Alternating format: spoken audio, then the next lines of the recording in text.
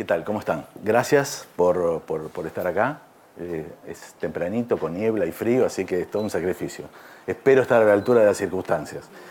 Eh, y bueno, por supuesto, gracias a la universidad por la invitación. Para nosotros es un placer siempre estar vinculado con estos ámbitos académicos. Nos parece muy valorable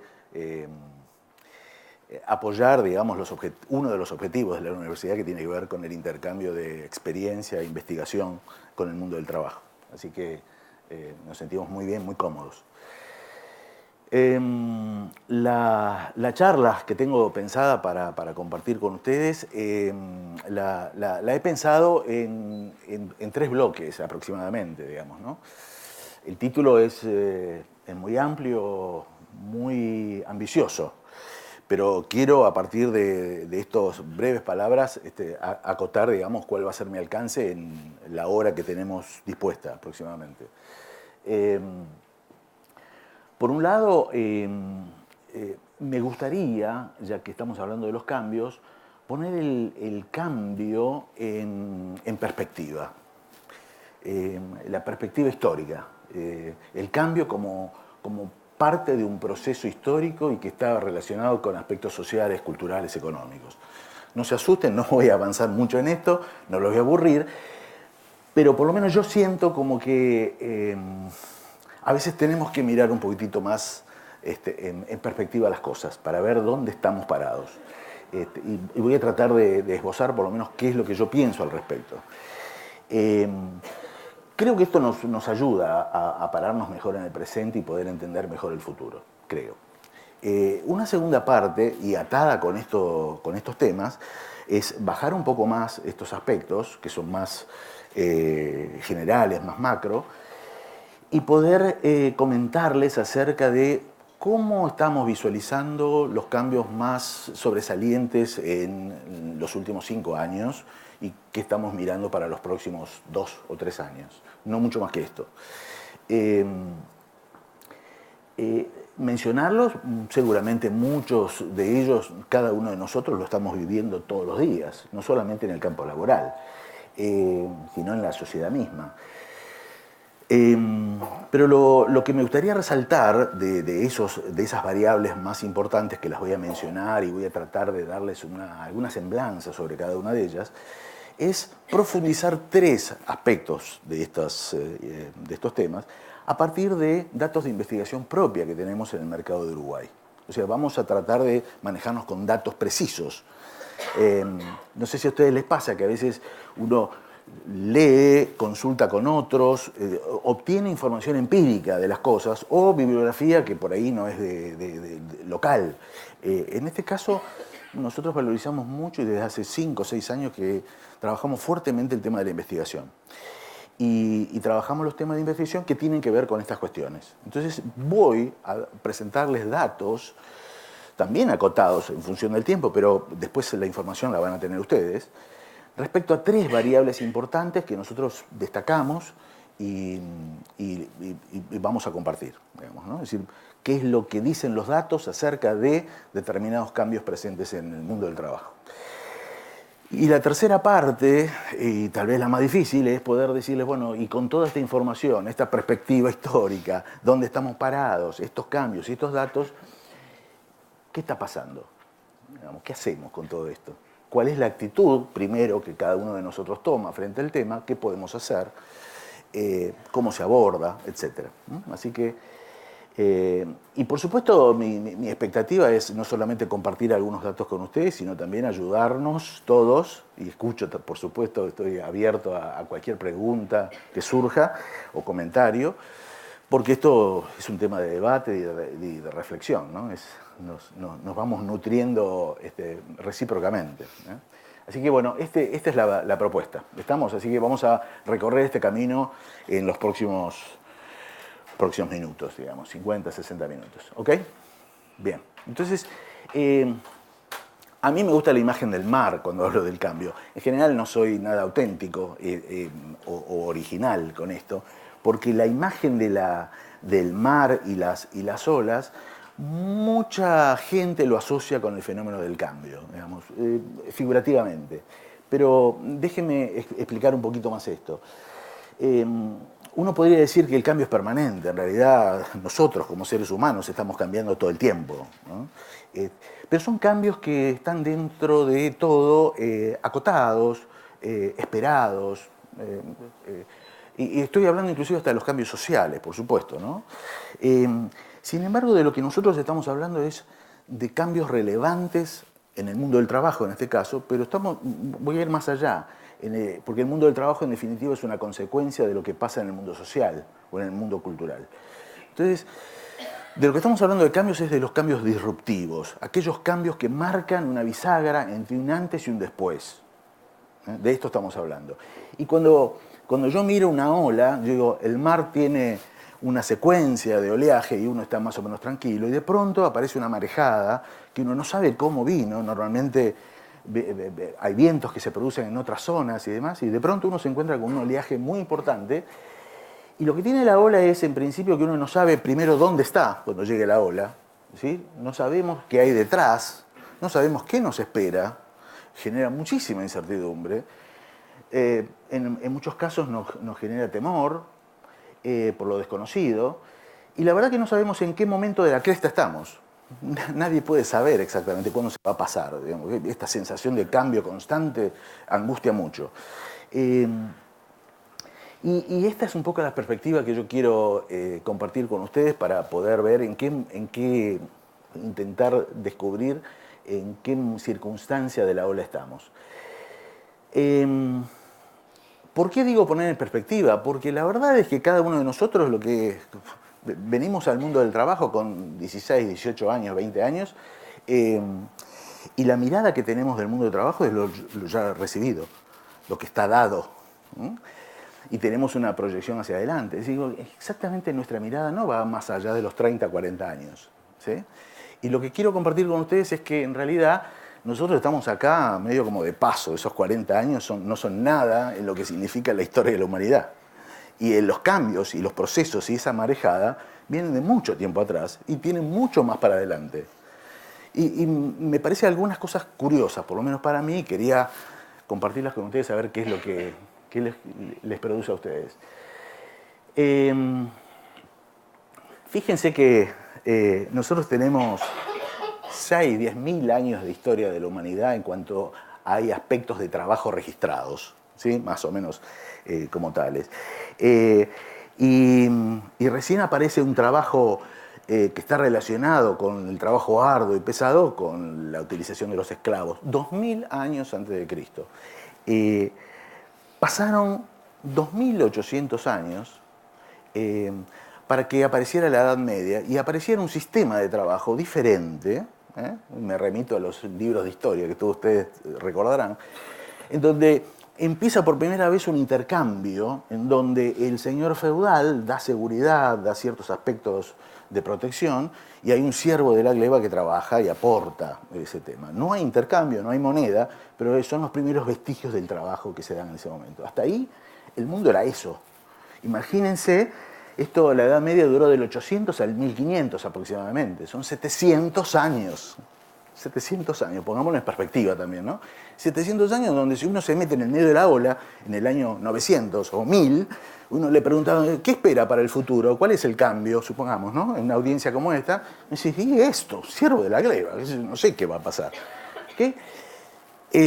Y eso, fíjense en los procesos, ¿no? Venimos de miles de años y de pronto una Edad Media con una estructura social y política de 700 años hasta el 1500 aproximadamente.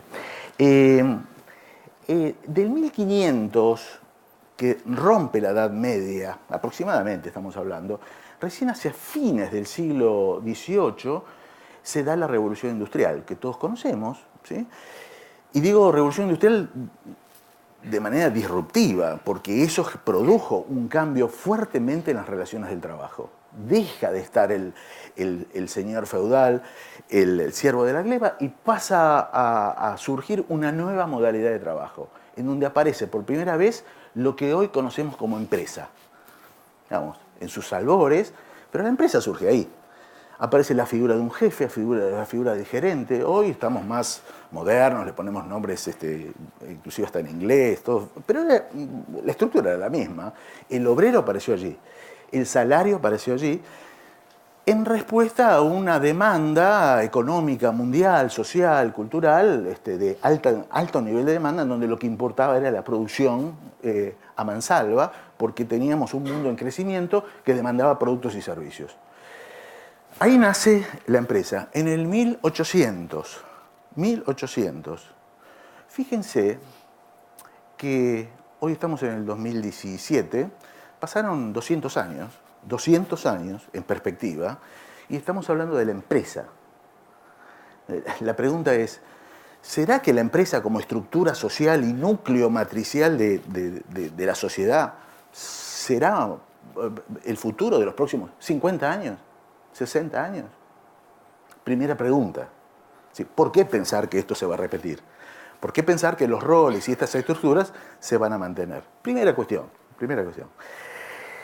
Por supuesto que la revolución industrial pasó 200 años, ya fíjense cómo los tiempos empiezan a cortarse, 200 años para que empiece a trabajarse fuertemente el mecanismo de la producción a destajo, a pensar fuertemente en procesos altamente industrializados cada vez más, porque lo que importaba era la productividad y la producción a ultranza. Lo que se producía se vendía. Lo que se producía se vendía. Había una sociedad altamente demandante.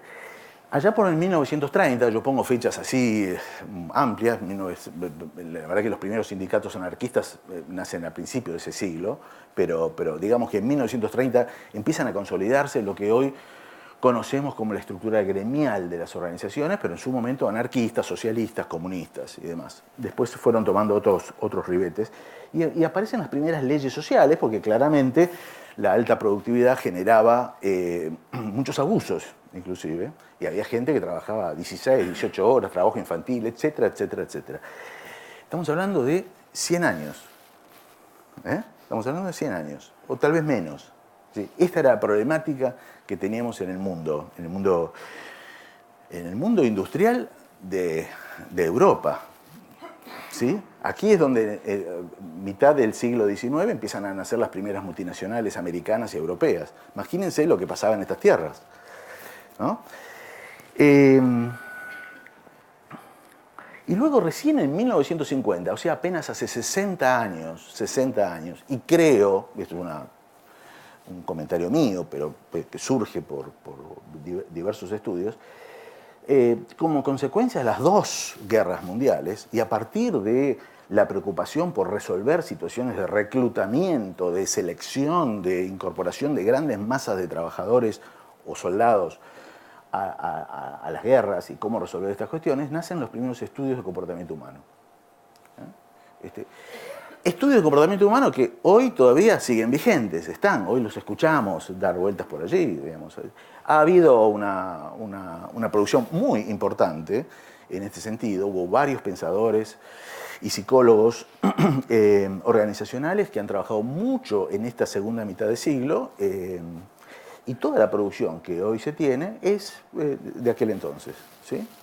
¿Estamos? Entonces, es así. Les digo más. Muchas de las técnicas y procesos que hoy día se están usando en muchas empresas datan de esas teorías. ¿Sí? La evaluación de desempeño y varias cuestiones surgieron allá en los 70. ¿Sí? Hoy parece una antigüedad terrible, hace 40 años. 40 años, en esta perspectiva, suena poco, pero muchísimo, muchísimo. La idea de que es muchísimo, recién estaba hablando del tema, 2 años atrás es mucho tiempo ya para nosotros. El tiempo es absolutamente veloz. Esto es parte del cambio. ¿Sí? Y por supuesto en los 80, en los 90, y aquí en Latinoamérica llegó hacia fines de los 90 de manera consistente, la tecnología aplicada en materia de Internet y todas sus aplicaciones posteriores. Yo recuerdo, estaba trabajando, había empezado recién en Nestlé, compañía multinacional suiza, y me acuerdo que en todo un piso donde trabajamos 70, 80 personas teníamos una sola PC. Perdón, pero es una antigüedad, pero es así. Teníamos que hacer cola. Tampoco teníamos tanto trabajo para hacer en la PC, pero era la novedad y compartíamos esa novedad. Una PC, 1994, 1995. ¿Tá? O sea, 15 años, supongamos. Y hoy nos agarra el año 2000 y todos tenemos la sensación de que también se ha producido un cambio disruptivo. ¿Ah? Todos tenemos la sensación de... ¿En qué momento de esa ola estamos? Es difícil saberlo, es difícil saberlo. Pero sí, miremos un poco este panorama, veamos cómo los tiempos se han ido acelerando dramáticamente, y se han producido cambios disruptivos.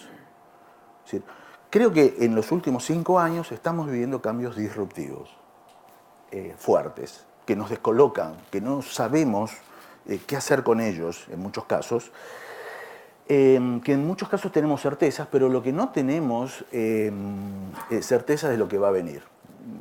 ¿Cuál va a ser el trabajo del futuro? Alguien puede elucubrar cosas, pensar en los próximos 2 años. No creo que nadie hoy, en ninguna empresa, esté haciendo planificación seria, estratégica a 10 años. En los 70, en los 80, sí. Sí, había materias específicas de planeamiento estratégico que se hablaba de 10 años. Hoy es imposible hacer un plan a 10 años, no es serio. Bien, entonces, esto es lo que yo quería presentar, digamos. La perspectiva es esta. Es decir, este es el avance. Lo que estamos viendo concretamente en función de datos es que los cambios fuertes de bisagra se dan principalmente asociados con temas sociales y culturales, y se están acelerando y acortando muchísimo los cambios.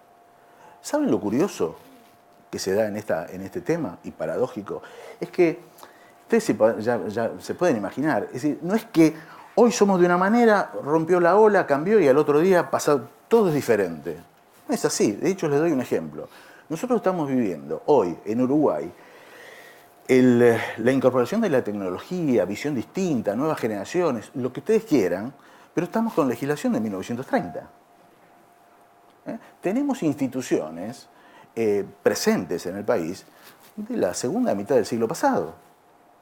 ¿Sí? Las estructuras, cámaras empresariales, sindicatos, estructuras de gobierno, todas son exactamente copias, casi iguales, de hace 60 años. ¿Sí? Entonces, y nosotros en las empresas, en muchas de las empresas, estamos operando casi parecido. Casi parecido. ¿Sí? Casi parecido.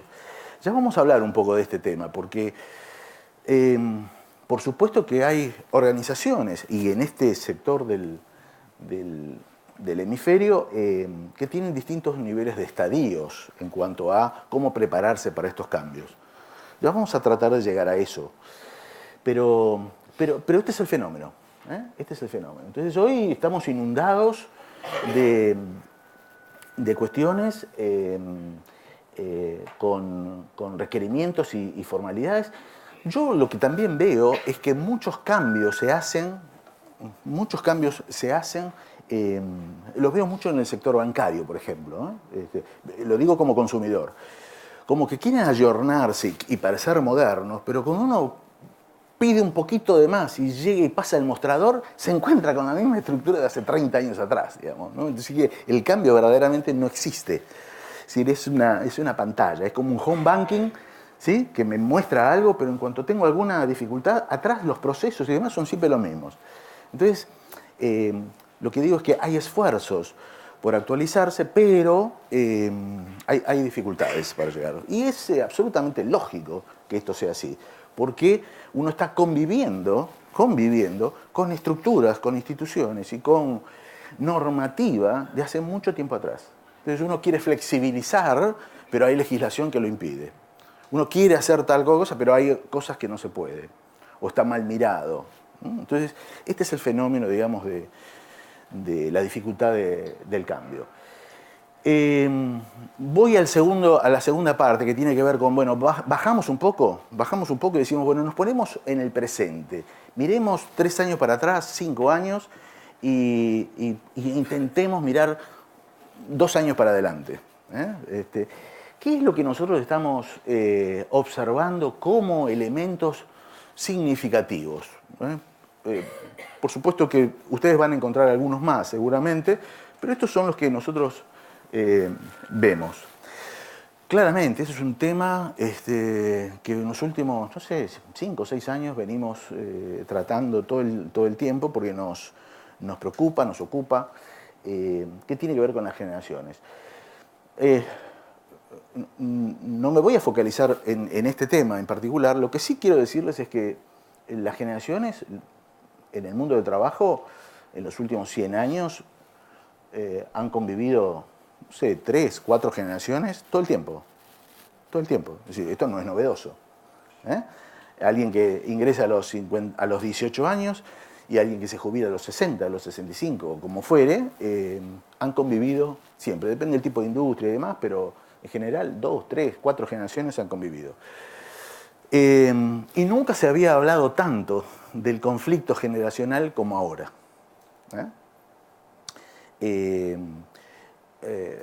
Hemos elegido solamente hablar de 3 aspectos de estos de la investigación. Este aspecto de la generación lo mencionamos, los ponemos. Creemos, en función de nuestra experiencia, que hay un tema muy fuerte de comunicación sobre el tema. Y que es muy complejo poder comprendernos y sacar lo mejor de todos en este aspecto. Pero que claramente es un aspecto disruptivo, que aparece como nuevo, y que es muy interesante, y nosotros lo estamos siguiendo, porque hoy los millennials ya están tomando cargos directivos, ya están en mandos medios. Tenemos casos de gerente general, de gente de 34, 35 años. Es muy interesante ver ese aspecto. Hoy, yo diría que en los próximos 5 años, lo que hace 5 pensábamos que este grupo de millennials que están ahí, que están en posiciones recién están empezando y que le están complicando a los baby boomers y demás, hoy están ocupando el 35 al 40% de la masa laboral y en los próximos 5 años ocuparán el 50, el 55%. Es así. Es decir, ¿cómo se llevarán inclusive los millennials con los que hoy tienen 15, 16 años, que nosotros los vemos en nuestros hogares, en nuestros primos, en nuestros sobrinos, y que van a estar en el mundo del trabajo? Entonces, el tema generacional es un capítulo en sí mismo para tratar, para abordar con mucha especificidad. El sentido de pertenencia lo hemos destacado principalmente porque, y cada uno de los temas que voy a mencionar, por supuesto, están absolutamente conectados, no son compartimentos estancos. El sentido de pertenencia tiene que ver con el tener hoy, más que nunca, la necesidad de formar parte. La necesidad de formar parte. Esto no pasaba hace 15, 20 años atrás. Por supuesto que existía la necesidad, pero no de manera significativa como ahora. Formar parte significa quiero formar parte, sentirme parte de un proyecto y sentir además que lo que estoy haciendo genera un impacto. Si no, no me entusiasma y me voy. ¿Está? Y esto lo dice un estudiante recién recibido, incorporado a la empresa, a los 6 meses toma la decisión y se va. ¿Está? Entonces, ahí está el tema generacional también, ¿no? Entonces, el sentido de pertenencia es todo un capítulo en sí mismo, de ver cómo se logra, cómo se trabaja, y cómo lo entendemos principalmente.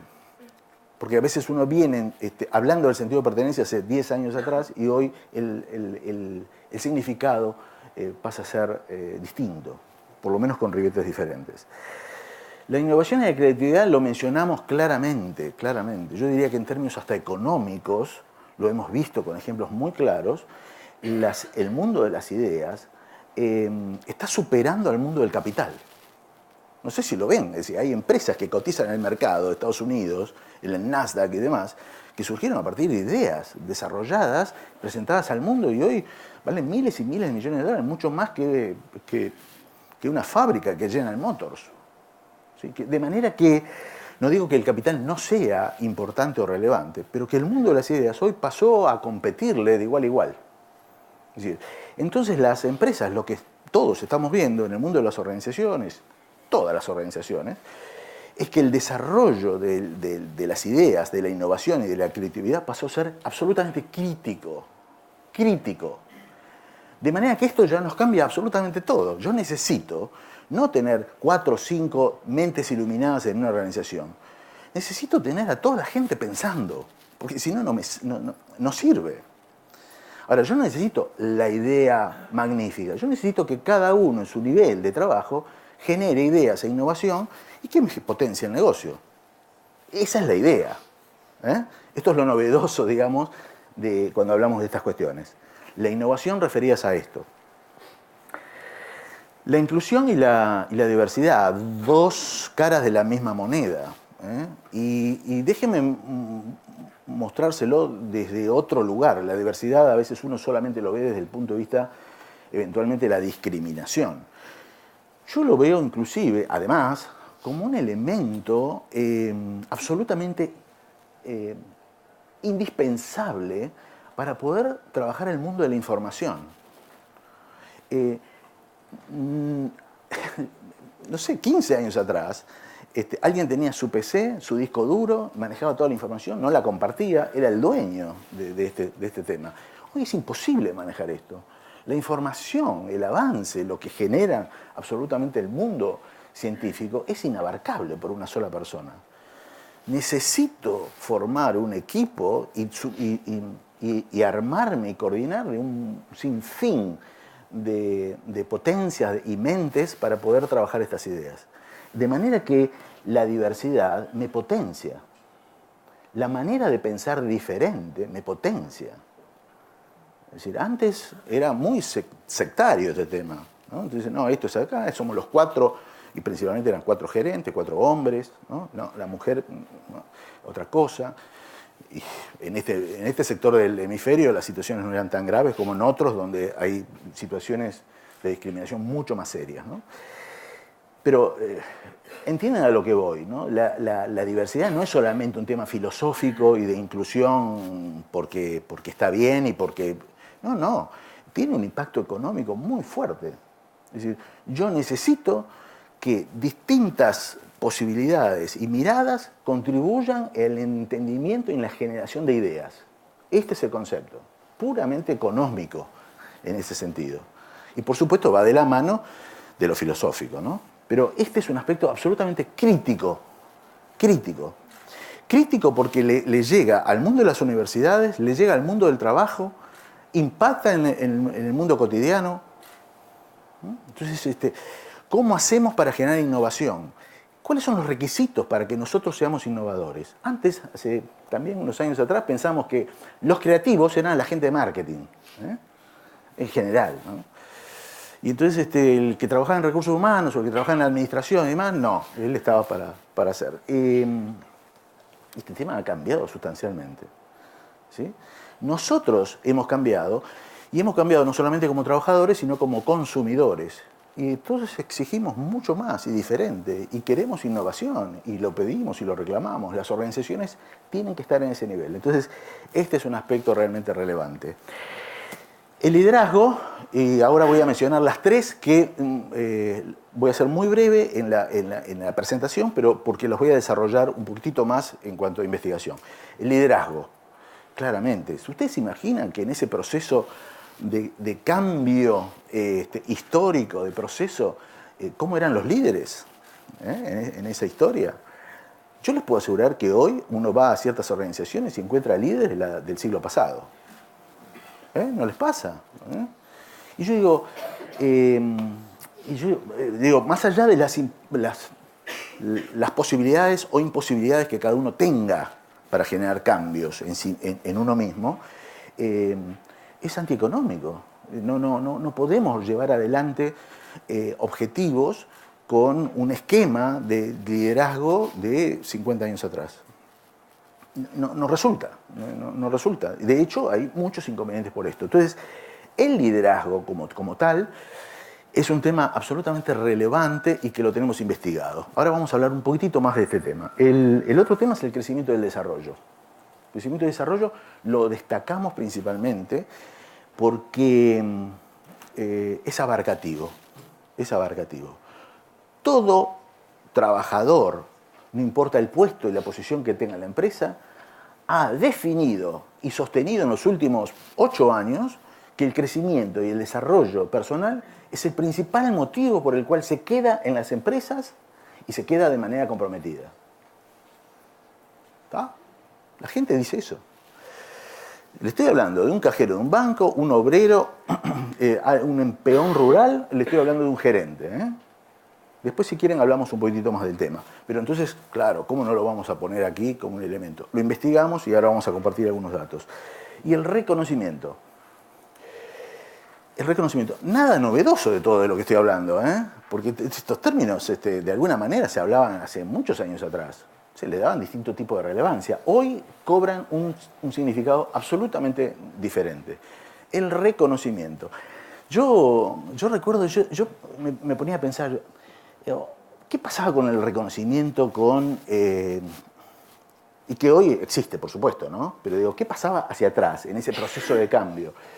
Y me acuerdo de una anécdota personal cuando yo una vez osé preguntarle a mi jefe qué pensaba de mi desempeño.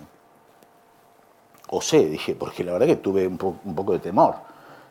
Lo pensé varias veces y con mucho cuidado me acerqué a él y le pregunté. Me costó muchísimo. Y él me dijo, pero ¿yo te dije algo? No, esto está todo bien. Se terminó la charla. Yo no supe más que decirle. Y dije, bueno, estará todo bien. Y seguí haciendo mi trabajo. No news, good news, dicen, ¿no? Así, ahí surgió el tema. Así. Bueno, y así está. Digamos, y yo necesitaba reconocimiento, por supuesto que lo necesitaba. ¿Lo soporté y seguí adelante? Sí, seguí adelante. Acá estoy.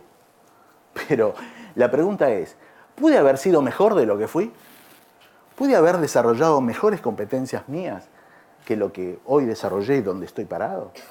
Esa es la pregunta a veces que uno se hace. Uno va hoy a ciertas organizaciones y dice, bueno, yo no hago todo esto, pero me va bien y tengo buenos resultados. Y es verdad, es verdad.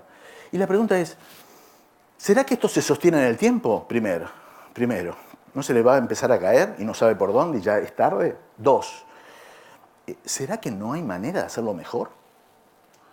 Y ya no solamente en términos de beneficios económicos o utilidades, sino hacerlo mejor significa sintámonos mejor todos, trabajemos mejor, pasémosla mejor, no sé, esto.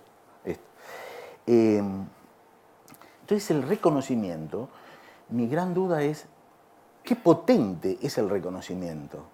¿Cuántas cosas, nosotros como padres inclusive, cuántas cosas generamos mandatos con nuestros hijos a partir del tema del manejo del reconocimiento? ¿Cuántas cosas inhibimos o cuántas cosas potenciamos? ¿Sí? Sobre el tema. Es absolutamente potente y hoy está muy presente en las nuevas generaciones. Yo no sé si ustedes escucharon, el otro día, hago un breve intervalo, salió una anécdota de las tantas sobre Thomas Alva Edison, ¿sí? El gran inventor del siglo pasado. ¿Sí? No sé si lo leyeron por allí. Él cuenta, muchos años después, muchos años más tarde, digamos, contó y quedó registrado que un día en la escuela primaria,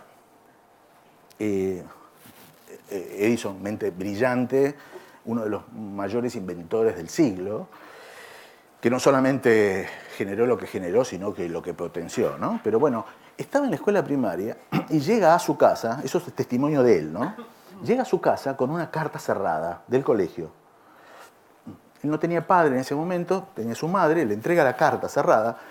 La madre abre la carta, la lee. Al principio, él muy expectante de la cara de la madre se le llenan los ojos de lágrimas, se recompone y le dice, no, me están diciendo de la escuela que tu nivel de inteligencia es tan superior que ellos no pueden darte lo que vos necesitas y que entonces nos hagamos cargo nosotros como familia. Estamos hablando del principio del siglo pasado, ¿no?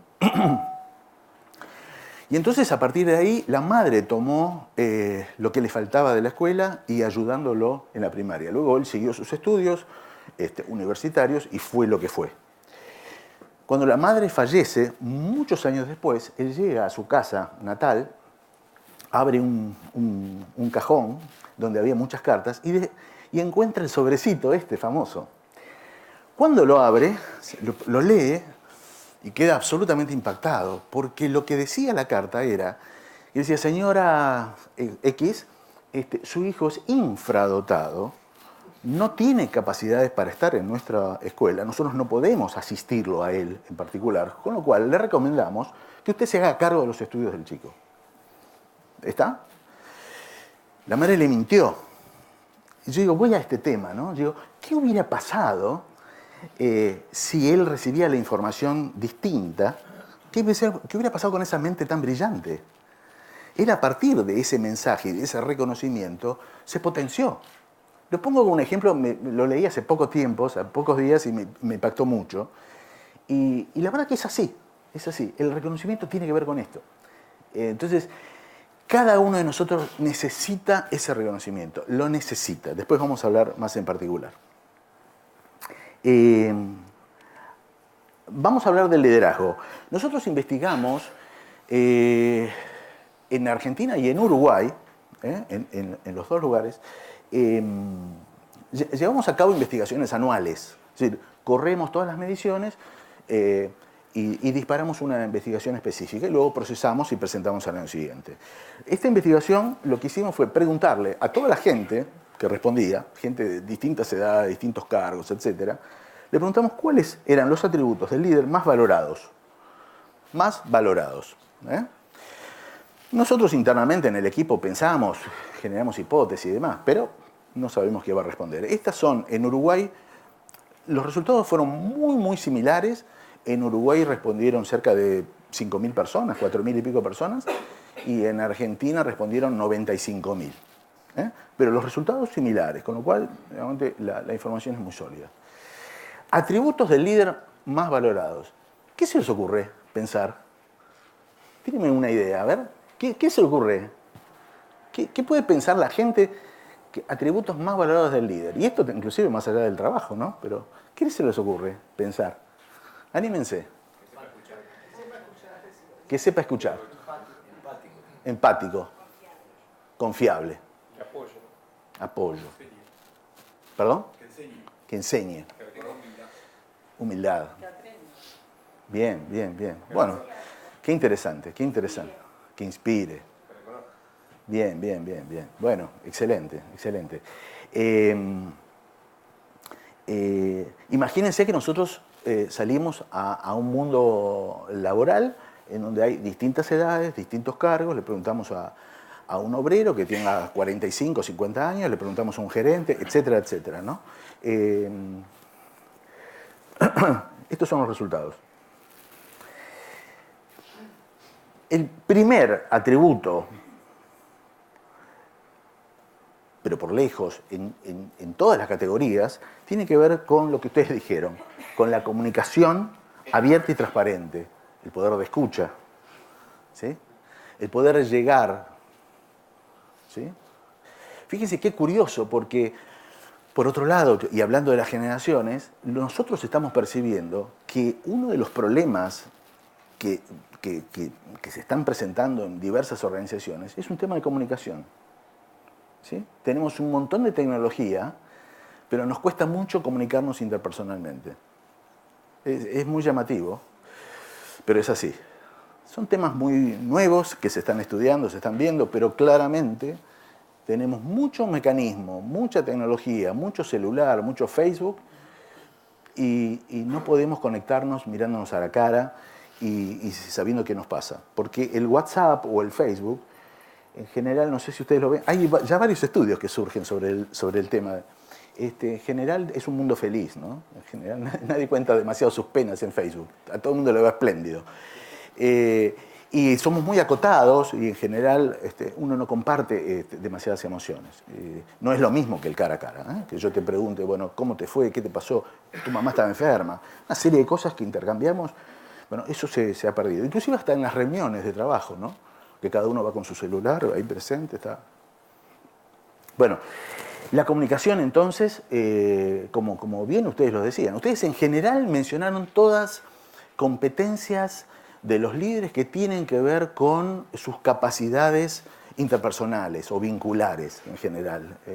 Bueno, digamos que puede ser que esta respuesta esté dada por el ámbito donde estemos, un ámbito universitario, académico, etc.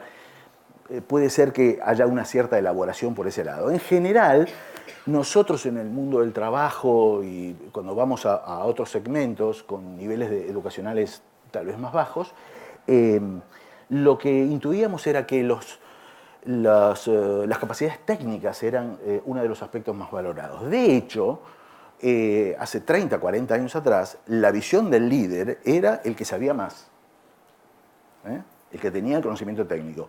De las vinculares ni hablar, yo les conté la experiencia mía, cero, pero él sabía.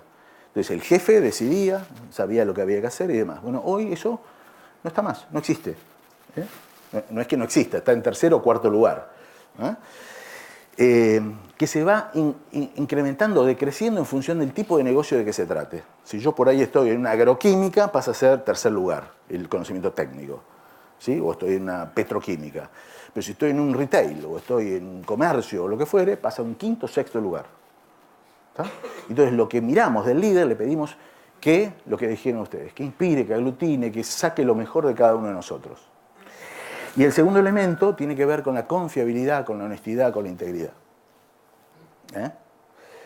Es un elemento que principalmente se está dando fuerte en lo que es Latinoamérica. No es una constante en el resto de los países del mundo. Pero esto tiene que ver más que nada con aspectos de nuestra sociedad, digamos, ¿no? Y con nuestra historia. Acá tenemos un corte que tiene que ver con las edades. Y acá nuevamente se dan lo que yo les decía, los dos elementos primeros tienen que ver con la comunicación y la confiabilidad.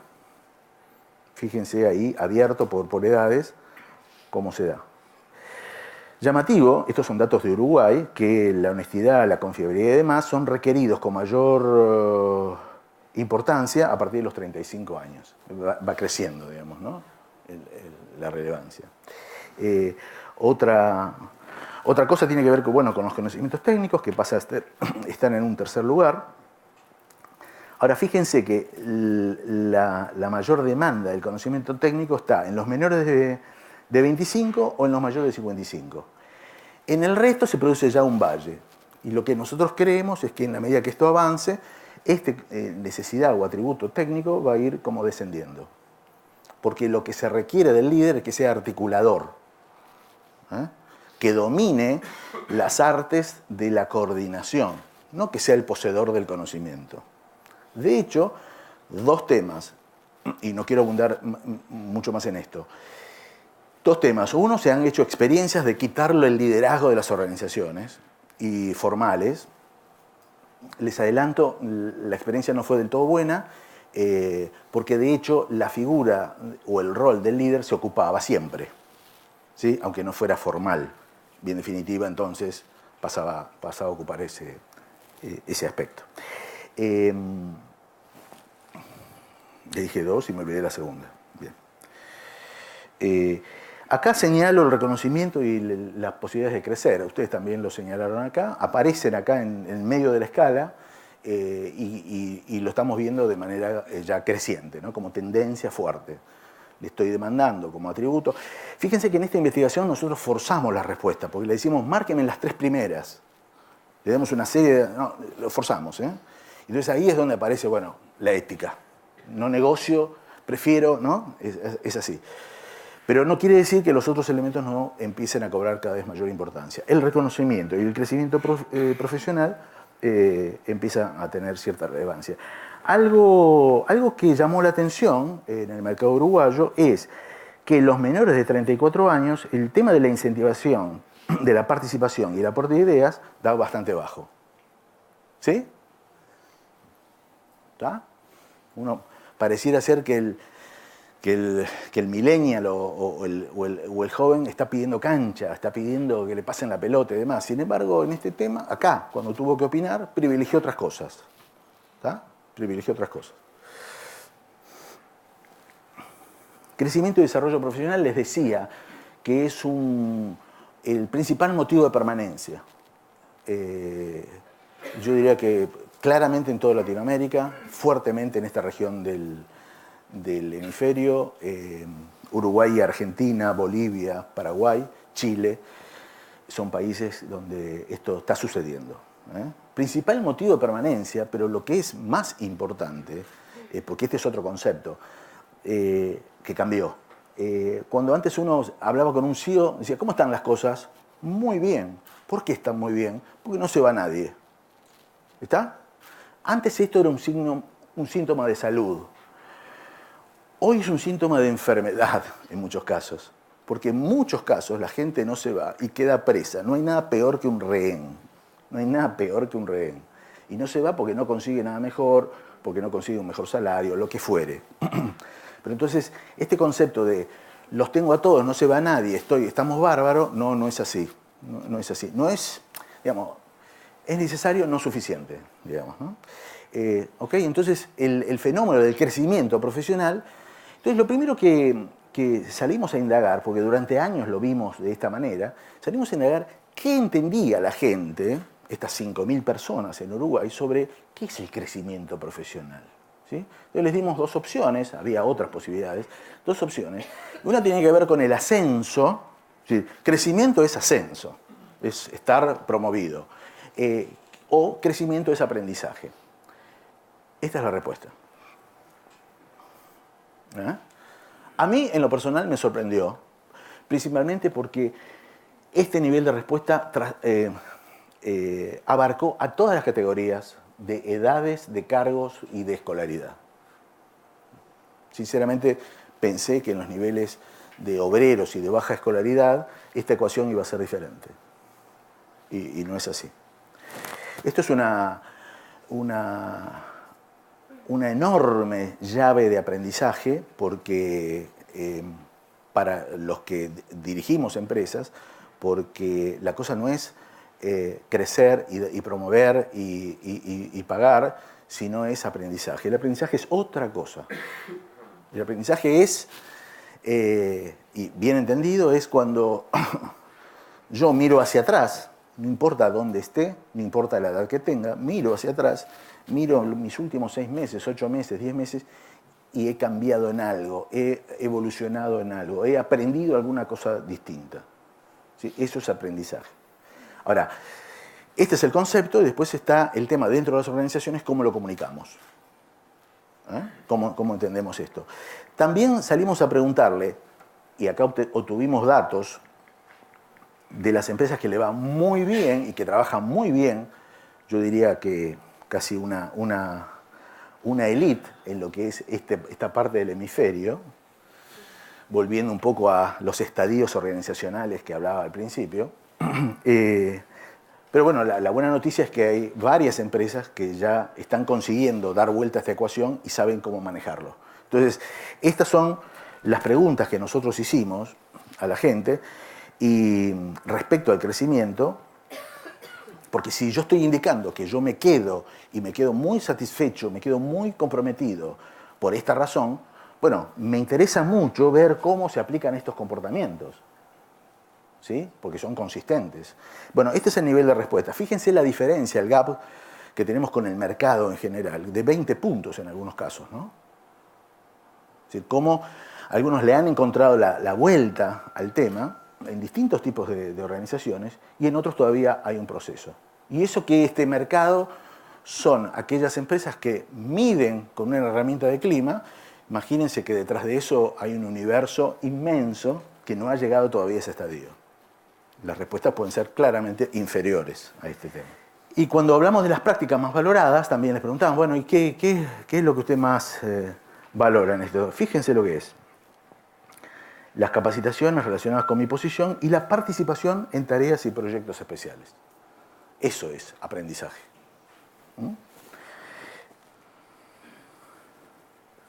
¿Ok? En muchas organizaciones, bueno, esto es el consolidado, por supuesto, después por cada organización sacábamos una información específica. pero veíamos muchas caras de asombro, ¿no? Donde uno pone mucho dinero en algunas empresas, en determinadas actividades de capacitación y cree que con eso está resolviendo los problemas. Y la verdad que la valorización es otra.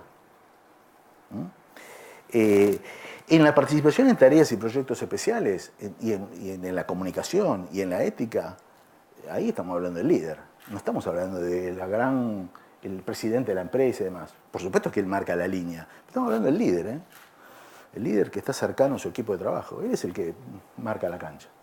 El secreto de estas empresas que han logrado estos resultados es porque han reconvertido ese pensamiento desde arriba hacia abajo a todos los líderes. Y todos están en una misma sintonía y trabajan en conjunto. Esto no se puede llevar a cabo con 2 o 3 personas. Bueno, se empieza por ahí. Reconocimiento. Le preguntamos a la gente cuántas reuniones de reconocimiento habían tenido en los últimos 3 meses. ¿Por qué 3 meses? Porque ya de movida nosotros sabíamos que 1 año es insuficiente. La vieja historia, y que está hoy presente también, que tiene que ver con la vieja ola, es una vez al año le entregamos una medallita o un reloj porque cumplió antigüedad en la empresa, bla, bla, bla, bla, bla, bla. De hecho, los convenios colectivos y muchos aspectos están relacionados el reconocimiento con la antigüedad. ¿Sí? Esto es a lo que yo me refiero, que uno avanza con muchas cosas y hay elementos que todavía están cargados con temas del siglo pasado. Fíjese qué curioso. La gente nos dijo cuánta gente, y ahí se ubicaron. Fíjese, el mayor porcentaje, casi el 50%, a ver, 40, no, 60%, no ha tenido ningún reconocimiento o uno. Y lo que ven arriba, los valores en azul, tiene que ver con el nivel de percepción general en cuanto a el nivel de favorabilidad, cómo él se queda en la empresa. Si pudiéramos medirle su grado de compromiso, digamos, tiene que ver con esto. Quiere decir que, y esto también lo medimos en términos de comunicación, y el reconocimiento es una variable dentro de esto, ¿no es cierto? A mayor frecuencia y a mayor calidad de reconocimiento o de feedback, mayor es el nivel de credibilidad y de favorabilidad que tiene la gente, que cada uno de nosotros tenemos. A menor, baja estrepitosamente. Fíjense este caso. Y las acciones más valoradas son estas, y este es el valor consolidado. Si lo pudiéramos abrir, nos da exactamente lo mismo, pero con mayor preferencia en cuanto a que mi jefe me felicite y me agradezca. La carta esta, o el empleado del mes y todos los elementos que se tienen y demás son importantes, son relevantes, pero no hay como que mi jefe directo me reconozca. Y acá agrego dos temas relevantes que surgieron de la investigación. Porque a mí también, yo venía con la vieja ola en este sentido y yo dije, pero cada 3 meses felicitar a alguien, digo, es como mucho. ¿Qué pasa con los que están bajo estándar? ¿No? Y claro, y sí. Entonces yo digo, entonces se quedan sin felicitación. O los tengo que felicitar igual, estamos todos locos. Entonces, y la verdad que me encontré con una respuesta inesperada para mí. Es que la cosa no solo pasa por la performance. ¿Cómo es? No, pasa también por reconocer a la gente estándar, no estemos hablando del bajo estándar, la gente normal en cuanto al reconocimiento de ciertos valores organizacionales. Que a veces no es excelente, no es brillante, pero cumple con determinados valores organizacionales. ¿Y saben otra cosa más? Eso a mí me sorprendió. Y el otro elemento es muy valorado, el reconocimiento de los pares. También. Ya no solamente del jefe, sino también de los pares. Cómo mis pares me reconocen en algo que en la organización es valorado. No sé, el trato justo, la ética, lo que ustedes quieran. Lo que ustedes quieran. ¿Ok? Bien.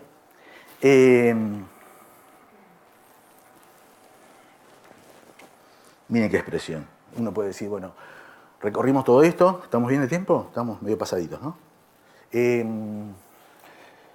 ahora?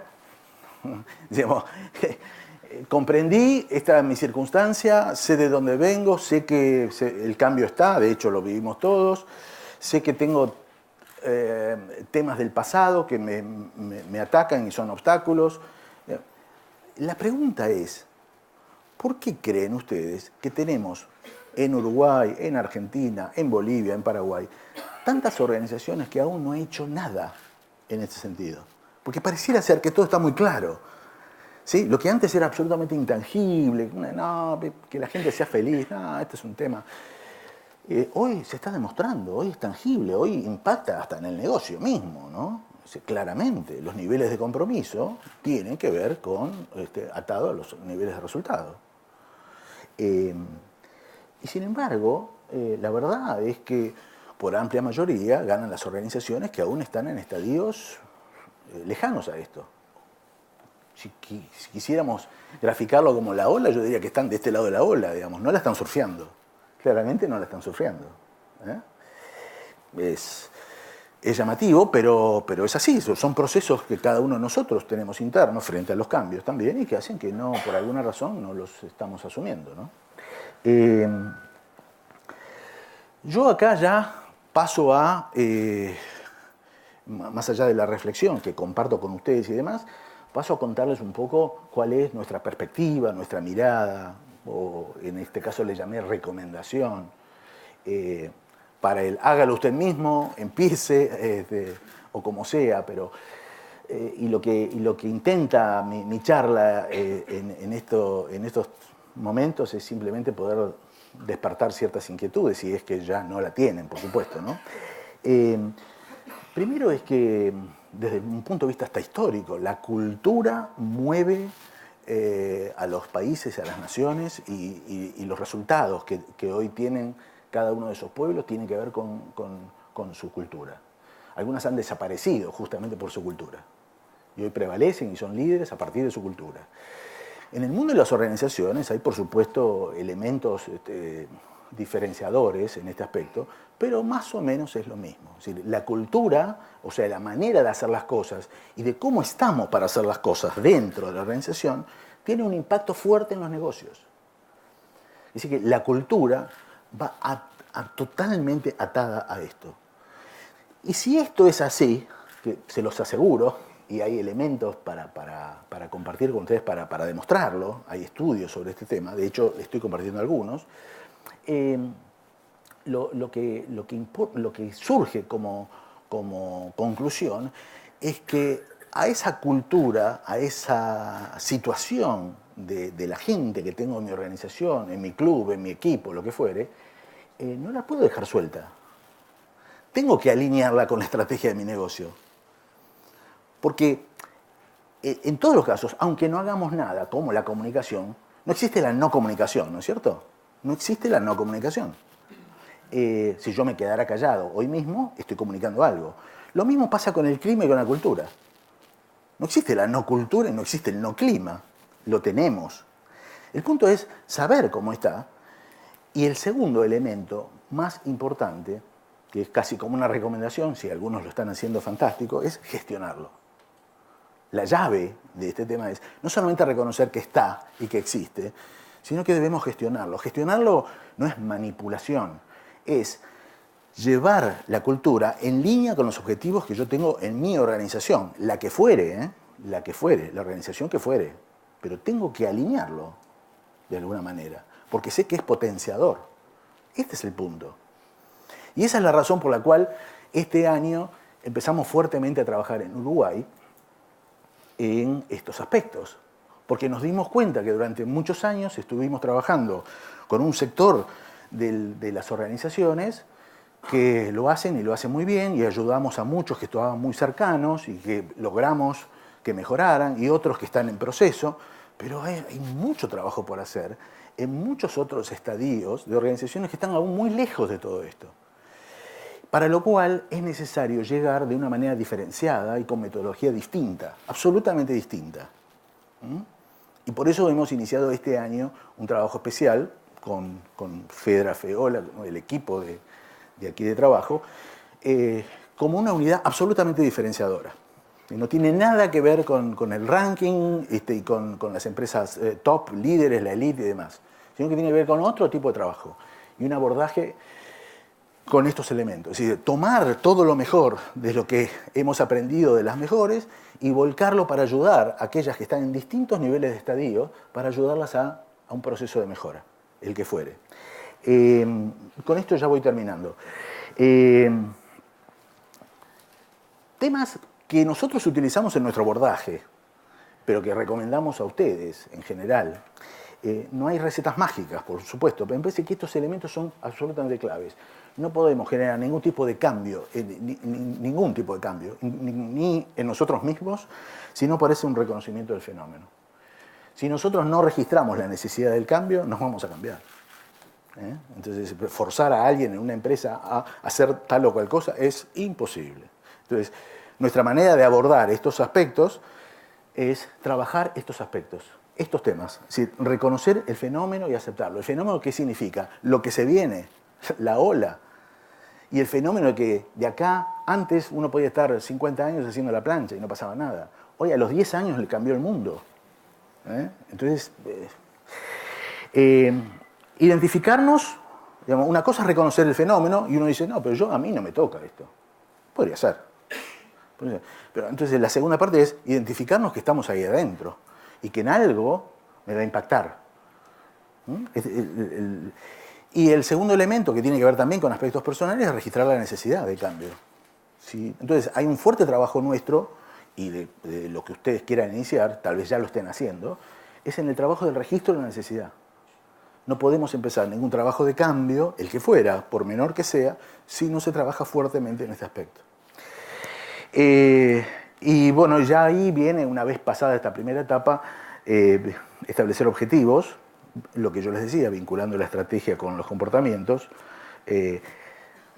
Hay elementos en el campo social para poder medir estas cosas, diversos. Y lo que se necesita es, cuando yo digo de gestión, lo que digo es medir, interpretar, analizar, tomar acciones. Controlar, medir, básicamente es esto. Es decir, aquellas empresas que han logrado o están logrando un crecimiento y una mejora en esto, es porque han pasado cada una de estas etapas. Algunas les ha tomado más tiempo, otras menos, etc. Yo no sé si me voy a referir a Simon Sinek, que es alguien que investiga fundamentalmente el mundo desarrollado, pero él una de las cosas que dice es que los jóvenes, los millennials, les hemos dado una mano muy mala, nosotros los veteranos. Sí. Porque en las casas los muchachos podían tener lo que querían, eso le decíamos, en tanto lo quisieran y ya está. Y les dábamos premios, no importaba incluso si eran los últimos y cosas por el estilo. O íbamos a la escuela, también dice, a regañar a los maestros porque le pusieron una mala nota. Exactamente, cosa que experimentamos en la universidad también. Y entonces, cuando llegan al mundo de la empresa, resulta que la empresa no se mueve así. No. ¿Ustedes han identificado de alguna manera un mayor sentimiento de frustración de ambas partes, de quienes los reciben, quienes los lideran, y también de los muchachos, de los millennials, estos que empiezan a trabajar hasta, no sé, los 28, 30, 35 años, en esta parte del mundo? Sí, yo creo que es la palabra frustración, ¿no? Yo creo que la mencionaste muy bien. Yo creo que en el fondo hay una frustración, porque venir con la idea de un mundo feliz. Simon también lo que dice es, tienen una idea de la cima, pero no la idea de la montaña, ¿no? O sea, ven la cima, quieren crecer, entonces a los 6 meses que ingresaron a la organización dicen, bueno, quiero generar impacto, pero 6 meses estás... Bueno, esto genera una alta frustración y por supuesto frustración interna también, porque hay que trabajar mucho con las gerencias medias, para poder interpretar estas cosas y poder ayudarlos. Creo que hay algunas cuestiones que la organización no puede hacerse cargo del tema cuando la cosa viene de muy atrás, ¿no?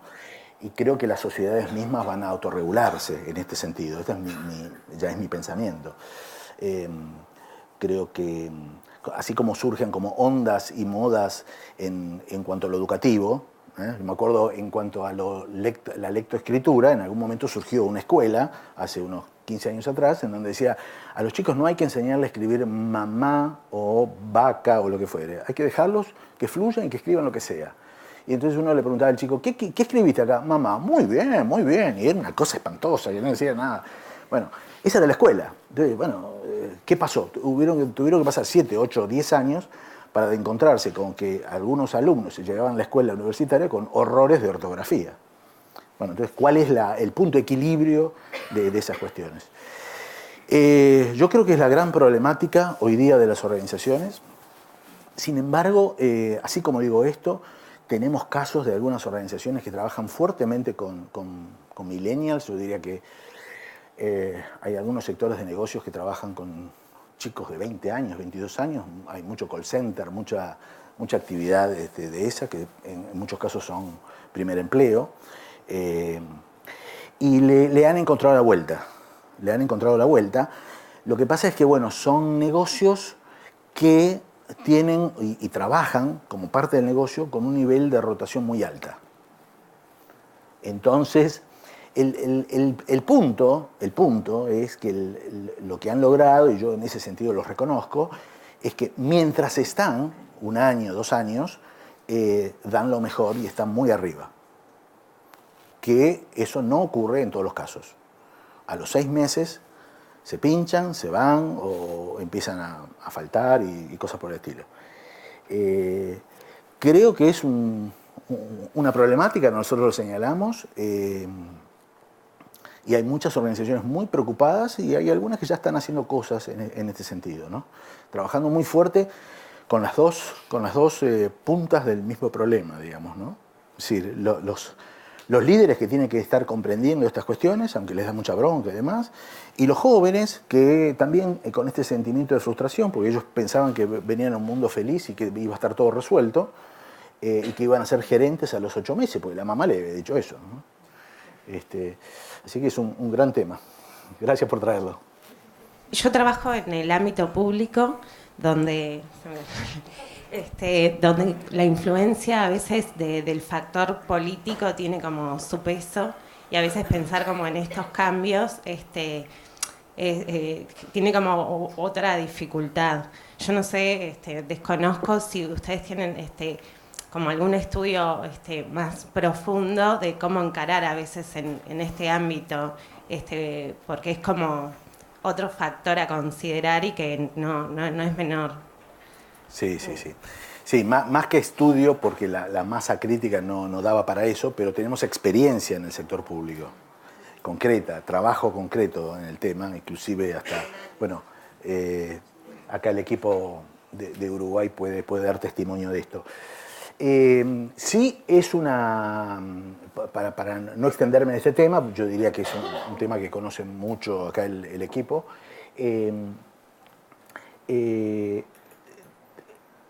Tiene unas características muy especiales, y requiere una aproximación y una intervención absolutamente diferente. Absolutamente diferente. Es complejo, es muy complejo. Hemos tenido, yo diría, en donde hay avances y demás, del universo que hemos abordado tanto en Argentina como en Uruguay, yo diría un 50% de éxito. El otro 50% quedaba en carpetas cuando cambiaba la cúpula política y demás. Así que lamentablemente se frustraba y la gente quedaba esperanzada. Se pueden hacer cosas, pero depende mucho de ciertas voluntades, ¿no? Consulta, en realidad, yo estoy más bien del lado de los millennials, en mi rango etario, pero creo que es un problema que estoy viendo en los millennials mismos. Corríjame, pero yo en la generación de mis padres, por ejemplo, lo que veo es que el trabajo era un fin en sí mismo también. En la generación de millennials lo que veo es que cambió un poquito el concepto de lo que es el trabajo y la importancia del trabajo y el balance con el resto de las actividades. Que es más un medio para un fin que un fin en sí mismo el trabajo. ¿Cómo hace para motivar a personas, bueno, capaz que de mi rango etario, a que tomen compromiso, no solo con los horarios, sino con un tema de el trabajo que hay que hacer, o cumplir con las metas, o diferentes tipo de cosas, o atender un cliente como corresponde, cuando eso entra en conflicto con el resto de su vida? Sí, sí, tenés razón. Yo creo que claramente esa es una clara diferencia entre dos generaciones. Mi opinión respecto a eso es que nuestra generación tiene que aprender poder disfrutar de tu generación. Pero hay puntos de equilibrio en todo esto. Hay puntos de equilibrio. Te doy un dato. El segundo motivo de permanencia, yo les hablé el primer motivo de permanencia, el crecimiento y el desarrollo profesional, en todas las edades, en los millennials también, crecimiento profesional, ahí. En todos los nichos de negocio. Por supuesto que hay nichos de negocio donde uno dice, bueno, estoy acá en mi primer empleo, zafo, termino la universidad, hago un viaje, por supuesto, eso está claro.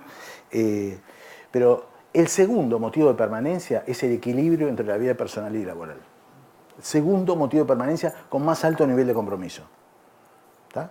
Y dado fuertemente por las nuevas generaciones. Es exactamente lo que vos estás diciendo. El punto, lo estamos investigando este año con mucha profundidad. El punto es que el equilibrio laboral y personal es un tema subjetivo. Porque el equilibrio que para vos es equilibrio, para mí no lo es. Yo disfruto trabajando 14 horas diarias, por ejemplo. Por ejemplo, no sé, lo que digo, es mentira. Pero queda bien, ¿no? Bueno, no sé. Y por ahí otros no, por ahí otros apuntan al equilibrio al que quiere tener los viernes flexibles y poder disfrutar, etcétera, etcétera. ¿Es el mío ese o el tuyo? Entonces, dos comentarios, dato concreto a tu tema. Primero es si el disfrute y cómo pararse frente a la vida es distinto. Y está bueno que sea así, primero. Dos, que el segundo motivo de permanencia con mayor nivel de compromiso es cuando se da el equilibrio. Entonces hoy las organizaciones trabajan fuertemente en el concepto de equilibrio. Entendiéndolo, y esto es lo difícil, que no es un commodity. Que el equilibrio, estás vos, estoy yo, está Fedra, y los tres tenemos conceptos de equilibrio diferentes y que todos son respetables. ¿Está? Entonces, ¿cómo unimos eso? Y el otro elemento tiene que ver con la productividad. Es decir, bueno, ok, hacemos lo mejor posible, pero con el no perder de vista el sentido de la productividad. Porque no solamente tiene que ver con lo tuyo, tiene que ver con lo colectivo también. Pasémosla bien en todo el país y la productividad del país se va al diablo y nadie invierte. ¿Entendés? Es decir, eso lo extrapolo, pero es así. Entonces, yo creo que el gran desafío para las organizaciones es trabajar fuertemente este tema de la cima, es decir, que sea atractivo para vos y que vos te sientas parte de ese trabajo. Yo creo que no hay nada más atractivo que sentirse parte. Cuando vos desarrollás tu propio negocio, por ejemplo, seguramente podrías trabajar 14, 15 horas seguidas. Es tu propio emprendimiento. Bueno, la idea es que vos, en el ámbito de las organizaciones, el gran desafío es que vos lo sientas como propio. Es difícil, ¿no? Bueno, el gran desafío es ese. Que vos sientas que en tu segmento eso es tuyo. Y lo sientas como propio y tengas reconocimiento, aprendizaje, que vos te lleves cosas y que te vayas nutrido. Y por supuesto en un ambiente con una camaradería y un ambiente donde vos puedas crear. Entonces, esas son las condiciones por las cuales hoy muchos chicos, como vos, de tu edad, en tu rango de edad, se sienten muy bien trabajando en ese tema y dan lo mejor.